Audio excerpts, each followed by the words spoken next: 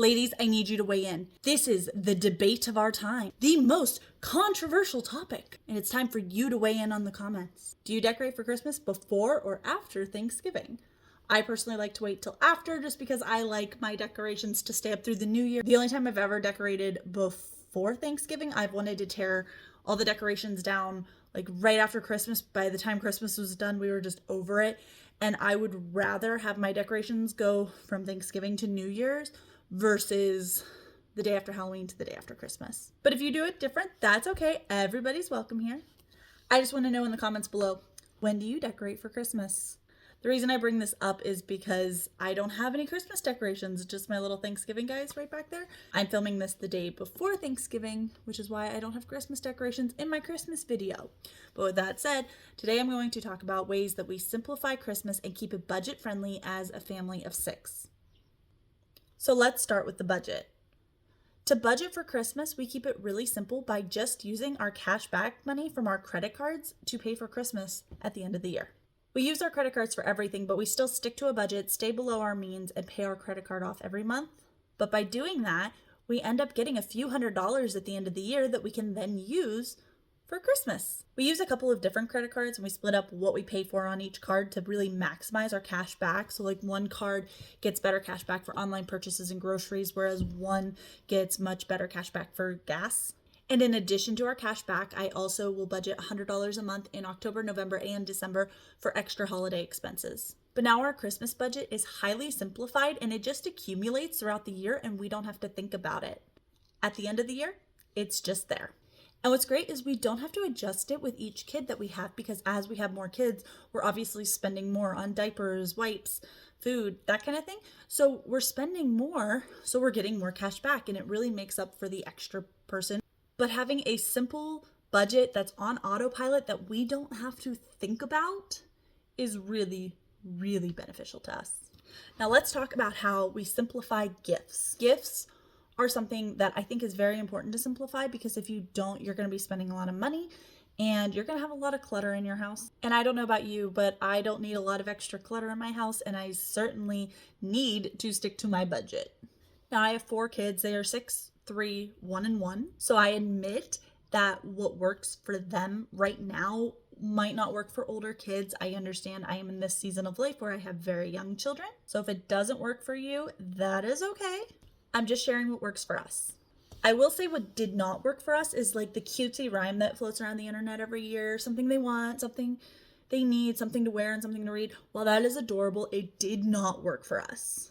Because, okay, something they want, yeah, that's easy. Something they need and something to wear, though, like I buy those when they need it. When the need arises, I buy it. I'm not going to save something that they need for Christmas. It just never really worked for us. We buy our winter wardrobe in the fall and I don't know what sizes they're going to be in the spring. So they're buying something new to wear doesn't really make much sense. We're homeschooled. It's not like they need a change in their, wardrobe for school or anything. And as for something to read, if I'm out and about and I see a book that I really think my children will enjoy, I come home and I give it to them. I don't like to save books for Christmas.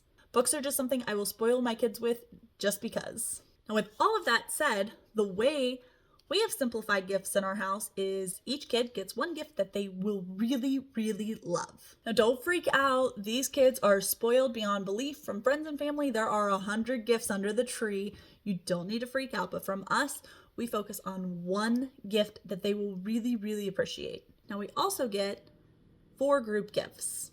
These are gifts that are intended to be shared amongst the children. This is one way that we have really simplified our Christmas, but also kept the budget down. It avoids the "that's mine" fight that would inevitably happen if we didn't do group gifts.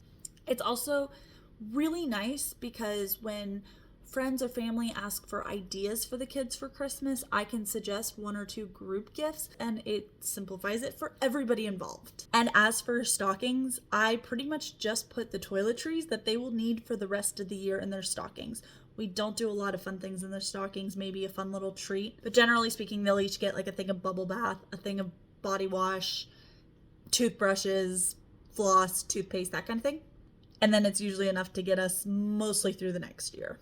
Okay, next I'm going to be talking about our big jolly friend and maybe some honesty around that. So if you have little kids around, you might want to pause this and come back to it when they can't hear. but I'm going to talk about how we simplify Santa Claus.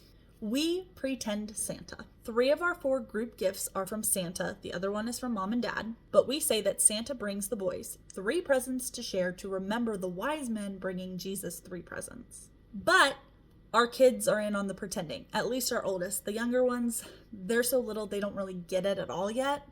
But our oldest knows that we just pretend Santa.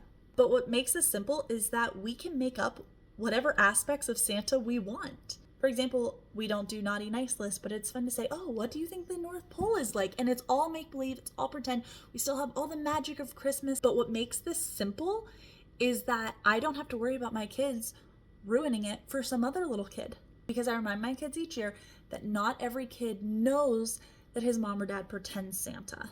So if anyone ever talks to you about Santa, whether it be an adult or a kid, just pretend that he's real and continue the conversation. And kids have such good imaginations that this really isn't hard for them. And he hasn't spilled the beans to anybody yet. Now, before I tell you how we simplify our activities and keep our activity budget low, I do want to introduce myself. My name is Dee. I make all sorts of content on home management, home life, and homeschool. So if this video makes you feel like home, please hit subscribe. We've really simplified the activities we do around Christmas time. We pretty much only do free activities. With the economy being like it is, and by doubling the number of children we had last year, we've really had to cut back on the kind of things we do at Christmas time, both financially and just because of our sanity. So this year, we're pretty much just doing a couple of things. Number one, we're doing anything that our church does for Christmas time. They do a lot of events and activities at Christmas time. We will be participating in those. We also did a drive-through Christmas light display that's in our city. They had a free admission for military families one night, and so we were able to utilize that, so we didn't spend any money on that. And something I've just started doing with my kids is in the evenings after dinner, I load them up into, we have a little wagon stroller, I load them up into there and we walk around the neighborhood and we look at Christmas lights. And it's still early, there's not many, but it's fun because there's going to be more and more as we get closer and closer to Christmas. I would also like to try to find a church nearby that does a live nativity because I would love to take my kids to see that. But besides that, we're trying to keep our calendar pretty clear so that we can truly just enjoy the Christmas season as a family. I get that there is true holiday joy that comes with the splurging at Christmas time. I've been there and I've been able to bless my children with that. But right now, we are in a season of life where that is just not feasible. We're in an economy that requires us to keep our budgets low. We've got a lot of little kids, so we're in this season where we have to just keep things simple so that we're not overwhelming ourselves and overwhelming our kids. And I would love it someday if we could add more to this season, but we just can't right now. And I've really found a lot of beauty in the simplicity. And I don't simplify everything. I really like Christmas decorations. I like to get some new Christmas decorations each year. And I like to put up lots of old decorations. I also really, really, really enjoy Christmas cards. I enjoy receiving them. I enjoy giving them. I just mailed out all my Christmas cards yesterday because my goal is to be the first Christmas card in everybody's mailbox the day after Thanksgiving. So there are definitely areas which I do go all out on, but in the ways that I've mentioned, there are ways that I've really had to cut back and simplify. So please let me know in the comments below what your Christmas season looks like. Do you simplify the holidays? Do you go all out? Are you somewhere in the middle? Every home is different and every family is different. So if your Christmas is different than mine, that's okay. I'm just sharing so that you know that if you're in a season where you have to cut back, or if you want to cut back, you are not alone. Christmas can still be beautiful. Maybe your Christmas will look similar to mine, maybe it won't. And if it doesn't, that's okay, because I'm just some lady on YouTube.